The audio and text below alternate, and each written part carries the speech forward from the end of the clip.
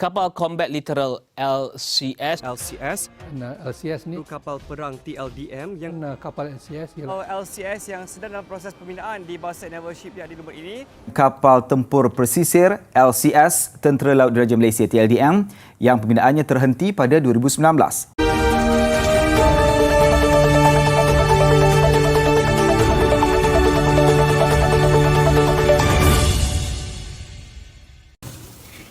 LCS, a news that has surprised Malaysians in 2022. Assalamualaikum and good day to everyone who watch this documentary. I am your host, Anis Afika. My name is Muhammad Haris. We'll expose the chronology and the truth about the infamous issue, Littoral Combat Ship or LCS.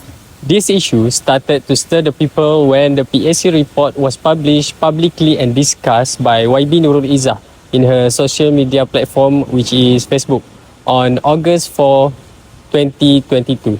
Hai, Assalamualaikum warahmatullahi wabarakatuh. Saya Nurul Izzah Anwar dan hari ini saya nak bentangkan sebagai salah seorang anggota PAC, Jabatan Kuasa Kira-Kira Wang Negara.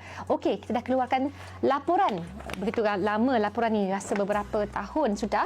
Dan pada 10 pagi, kita bentangkan tentang Littoral Combatant Ship, LCS. Beberapa kesimpulan yang penting kerana projek ini, ya. Projek diberikan oleh kerajaan kepada syarikat BNS secara rundingan terus. Dan kerajaan dah bayar setakat ini 6.083 bilion ringgit untuk projek, tapi tak ada pun satu pun kapal LCS yang disiapkan, sedangkan menurut jadual setakat Ogos 2022 patutnya 5 buah kapal LCS dah siap. I think it is a good platform that has been used by YB Izzah, as the most of the Facebook users are working people, which mean they are the taxpayer. This issue also has raised the anger among the citizen of Malaysia, as what has been pictured in the news is the government has lost a lots of money, but the ship still transparent. That is so true. Imagine if you go buy something, already paid for it, yet the product still haven't reached you, who would not be mad? We are talking here about 6 million ringgit, not 6 ringgit. However, the main issue right now is what went wrong with LCS issues and how can this thing happen? The Littoral Combat Ship LCS issue in Malaysia refers to controversies and concerns related to the procurement and management of littoral combat ships by the Royal Malaysian Navy. Littoral combat ships are a class of naval vessels designed for operations close to the shorelines, making them important for coastal defense and maritime security. From our research, we identify a few factors on why the delay in the LCS process.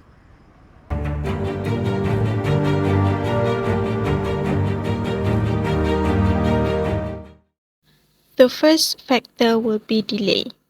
According to the Public Accounts Committee, PAC, the LCS project will be extended 83 more months and all 5 LCS would be handed over the Royal Malaysian Navy only in 2029. Paustit Naval Shipyard Sendirian Berhad (PNS) was given a 9.13 billion ringgit contract in 2011, and the nation became aware of impending issues when the first of the LCS, which was scheduled for delivery in April 2019, failed to materialize. PNS was supposed to build the LCS with the help of French naval company DCNS in 2015. All 6 vessels remain undelivered despite an early payment of 6.08 billion ringgit. The LCS affair has been described variously as a scandal and a fiasco. The LCS, all 6 of them, should have been delivered in 2023, which is halfway through. Among the reasons why the delay happened are PNS is facing significant financial difficulties, failure to finalize the suggested variation by the corporation and MINDEF respectively, the disagreement between the two parties regarding the late fine payments, and extended timeline for the project's completion is still unresolved. The second factor is due diligence not performed. The Defense Ministry failed to conduct comprehensive due diligence on Paustit Naval Shipyard Sendirian Berhad (BNS) before awarding its Littoral Combat Ship (LCS) project. From our findings, we found that BNS has limited financial capabilities and is bigger than the payments extraordinarily advanced by the government. It has been informed that the government has already agreed to make the payment advance for the LCS project beyond the norms. Treasury Circular Number 5 of 2007 said only 25% or 10 million ringgit, whichever is more low, can be paid as an advance. In the PSC note, it stated that Treasury Circular Number 5, year 2007, Article 45.1A stipulates for the maker or local supplier, advance payment can be given up to 25% of the contract value or a maximum of 10 million ringgit, whichever is lower. However, because the BNS company experienced financial constraints, the government has approved an advance payment of up to 1.36 billion ringgit. For the purpose of advance payment, this amendment, as many as twice, have already been made on the letter of concern. The second factor is also influenced by BNS weak financial position. It has been notified of the position BNS Finance are weak, where the company has experienced losses in 2015, 2016, and 2018. Accumulated losses have increased up to 462 million ringgit. The LCS project debt at that time was as much as 733 million ringgit and other debts reached more than 60 million ringgit. Up to now, as many as 23 original equipment, the manufacturer OEM has already stopped working.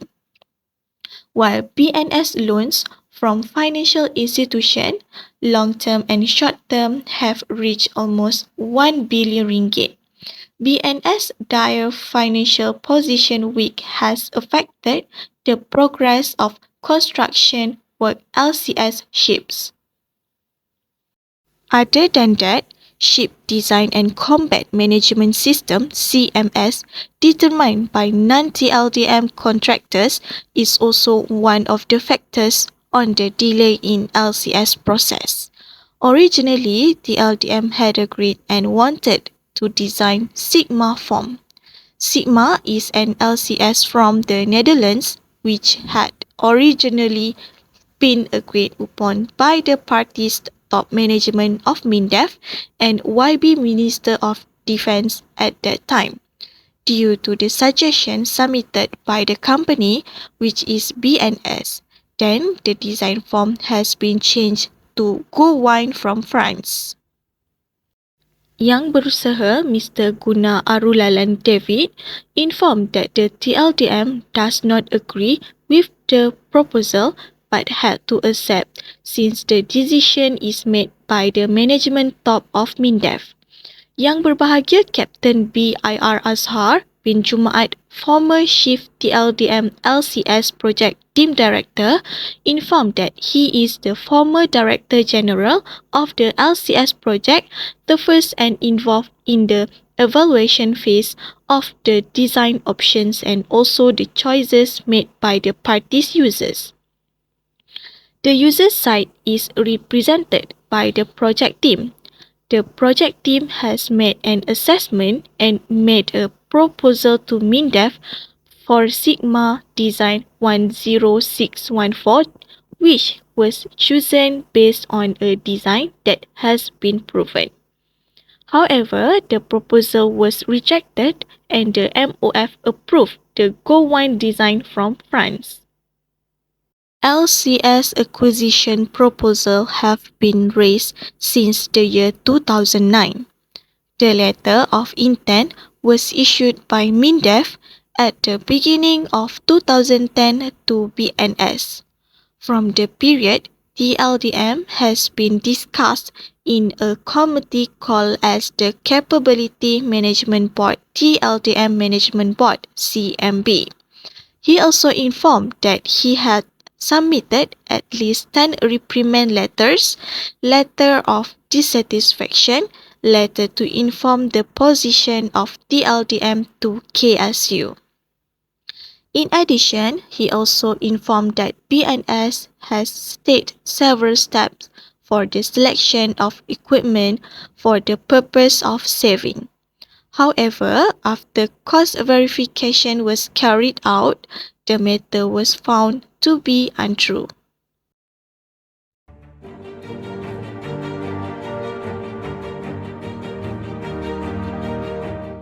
Unraveling the intricacies of LCS in Malaysia, this research addresses the pressing of several issues and provides an elucidation on challenges arising during the ship completion process. The highlighted issue is the cost of the project. The allocation given is as much as 9.128 billion ringgit, additional cost of 2.09 billion ringgit, and the total amount allocated by the government is 11.227 billion ringgit. The acceptance of the 5 ships LCS with a total of 2.098 billion ringgit should be increased from the original amount. This is due to the increase in design cost 0.211 billion ringgit, equipment prices 1.214 billion ringgit, insurance and risk cost 0.466 billion ringgit, finance cost 0.143 billion ringgit, and project management cost 0.066 billion ringgit. Why was the budget keep increasing? Some of the report that has been declassified stated that this project has gone some proposed change to part of the project and the additional time taken for delivery. The investigating community said it expects the cost of the construction of the 6th ship to continue to increase following the change in the main parts, which also involve the implication of additional time taken for project delivery. But still, we cannot see even one LCS ship are done in the requested time frame. The second highlighted issue is timeline and progress. The LCS ship is suspended pending the outcome of negotiation on variation orders involving the ship's design and equipment. The payment has been finalized based on the agreed upon design, yet last-minute design changes emerge as a contributing factor to be delayed completion of this ship. The first thing that people should know differences between Sigma and Go-Wine design. Sigma and Go-Wine are two distinct naval vessel design concepts. Sigma refers to a family of modular naval vessels developed by Diamond Scale Naval Shipbuilding in the Netherlands. It offers a flexible and scalable design that can be adapted for various mission requirements, including patrol vessels and frigates. On the other hand, Go-Wine is a naval ship design developed by Naval Group, formerly DCNS, a French naval defense company. The Go-Wine design is known for its stealth features, modular construction, and adaptability for a range of missions, including anti-submarine warfare and surface surveillance.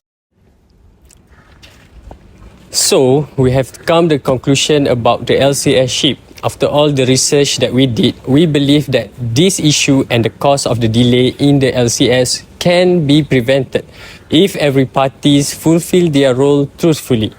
From my opinion, the most critical issue that caused the delay is because of financial constraint faced by BNS organization. Without sufficient money, the project cannot be completed in the time frame that has been requested. If the government shows no transparency in everything that they are doing, how can the people of the country want to trust them? And how do world countries see our country right now? This scandal also bring bad names to our country, as we already famous with the 1MDB scandal. As wise advice from Voltaire, he stated that history never repeats itself, but man always does. That's all from us. My name is Anissa Fika. And my name is Muhammad Haris. Thank you for watching our video.